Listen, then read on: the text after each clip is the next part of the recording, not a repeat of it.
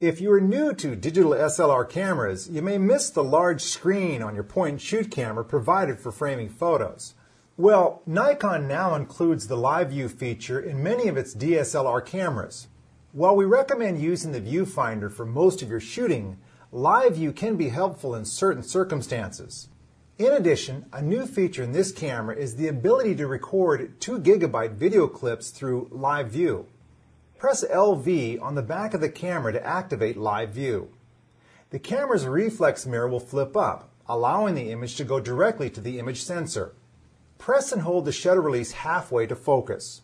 If the camera achieves focus, the focus point will turn green and the camera will sound a beep. If it is unable to focus, the focus point will flash red. You can check the focus by pressing the zoom in button and magnifying the image to nearly 7 times its normal size. Use the zoom out button to return to full screen view. This camera also allows you to select a new focus point in Live View. First, you need to check the autofocus mode. In Live View, autofocus mode refers to how the camera determines the focus point. So, for example, in normal AF mode, the camera focuses on the subject behind the selected point, whether it's in the center of the screen or a point you choose using the multi-selector.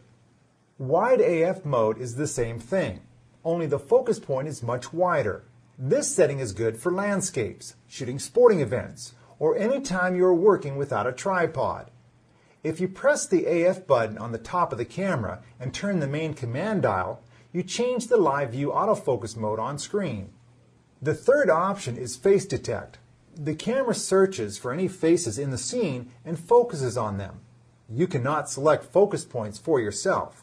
Use this setting when shooting portraits or groups of people. Remember, if you are going to change the focus point in normal or wide AF mode, you will need to make sure the focus point selector lock is turned off. Flip the switch back to L after you finish moving the focus point.